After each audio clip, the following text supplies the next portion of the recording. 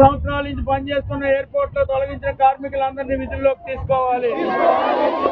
Airport లో తొలగించిన కార్మికులు విధుల్లోకి తీసుకోవాలి. వాళ్ళకి రావాల్సిన బెనిఫిట్స్ అన్ని కూడా వెంటనే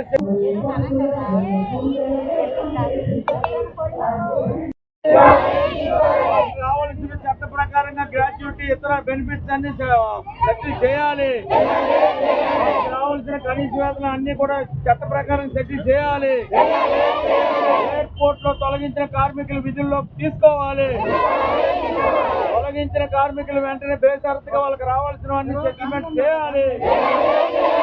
ఎయిర్పోర్ట్ లో తొలగించిన కార్మికులు బేషరతుగా ఉద్యోగాలు ఇవ్వాలి. ఉద్యోగాలు ఇచ్చే వరకు పోరాటం చేస్తాం. ఉద్యోగాలు ఇచ్చే వరకు పోరాటం చేస్తాం. తొలగించిన కార్మికులు తీసుకునే వరకు పోరాటం చేస్తాం. నమస్కారం సార్. సీఎం చంద్రబాబు నాయుడు గారికి, పవన్ కళ్యాణ్ గారికి, నారా లోకేష్ బాబు గారి అందరికీ కూడా నా నమస్కారం సార్. మేము తెలియచేయండి ఏమనగా 5 రోజుల నుండి ఈ రోజుకి ఇలాగ చేస్తున్నాం సార్. ఇప్పుడు వచ్చి ఏ నాయకులు కూడా, ఏ ఎమ్మెల్యేలు, ఏ నాయకులు ఎవరు కూడా మాకు స్పందించలేదు సార్. మా పరిస్థితి ఏంటని అడుగుతున్నాం సార్. ఎయిర్పోర్ట్ 16వ తారీఖు నైట్ వల్ల అయిపోయింది సార్. 17వ తారీఖు నుంచి మాకు ఉద్యోగాలు లేక రోడ్డు మీద పడ్డాం సార్. మా పరిస్థితి ఏంటి సార్? 1వ తారీఖు రాబట్టి మేము ఇద్దరు కట్టాలి సార్. మా పిల్లల పరిస్థితి ఏంటి సార్? మా పరిస్థితి ఏంటి సార్? మాది ఏమి బయటకు రావట్లేదు సార్. ఏ ఎమ్మెల్యే కానీ ఏ వారు కూడా మా దగ్గరికి రావట్లేదు సార్. వచ్చి స్పందించలేదు సార్. మా పరిస్థితులు ఏంటని 1-10 సార్లు అడుగుతున్నాం సార్. కరోనాలోని అన్ని ఎయిర్పోర్ట్లోని అన్ని పనులు చేశాము. వాళ్ళ మాస్కులు, వాళ్ళ కరోనా డ్రెస్సులు అన్ని తీసి చేశాం సార్. ఉప్పు తుఫానికి గాజులు పగిలిపోతాయి, చేతిలో గుచ్చిపోయినా సరే అన్ని చేసి అన్ని బాగా చేశాం సార్.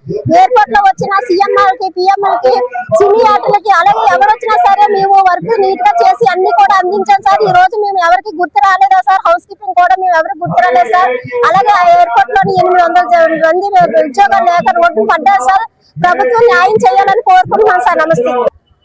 ఏదో దాంతో మా జీవితాలు మేము గడుపుకుంటామని చెప్పని భావించి శ్రమ చేస్తున్నటువంటి కార్మికులందరినీ గాలికి వదిలేసి ఈరోజు అక్కడికి పోయి మేము బ్రహ్మాండంగా విశాఖపట్నం అభివృద్ధి చేశామని చెప్పుకుంటున్నారు. ఇదా అభివృద్ధి అన్నది ఈరోజు మేము ప్రశ్నిస్తా ఉన్నాం. అభివృద్ధి అనంటే ఈరోజు ఉన్నటువంటి జీవితానికన్నా మెరుగైనటువంటి జీవితం గడిపేటట్టు చేయాలి. అలాగే ఉన్నదాన్ని తీసేసి వీళ్ళని రోడ్డును పడేసి గాలికి వదిలేసి మేము బ్రహ్మాండంగా ఎయిర్పోర్ట్ కట్టామని చెప్పని అభివృద్ధి మంత్రం చేపించడం అన్నది ఇది చాలా అన్యాయమైంది. ఇది సరైనది కాదు. తక్షణమే ఈ కార్మికులందరూ ఇందులోనే ఎవరైనా అక్కడికి వచ్చి పనిచేయమనంటే అప్పుడు వాళ్ళ సంగతి ఆలోచన చేయండి.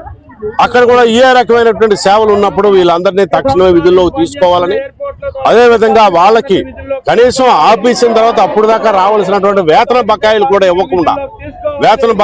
ఇవ్వకుండా దాన్ని ఎవరూ పట్టించుకోకుండా గాలి కొదేయడం అన్నది ఇది అభివృద్ధి కాదు, విధ్వంసం తప్ప అభివృద్ధి కాదు అని చెప్పని మేము భావిస్తున్నాం. అందుకనే ఇప్పుడు ఎవరైతే ఆందోళన చేస్తున్నటువంటి ఉపాధి కోల్పోయినటువంటి పాత ఎయిర్పోర్ట్ కి సంబంధించినటువంటి కార్మికులు ఉన్నారో వాళ్ళ పక్షాన ఏఐటీసీ ఉండి అన్ని రకాల పోరాటాలకి మద్దతు ఇస్తుందని చెప్పని తెలియజేస్తాం.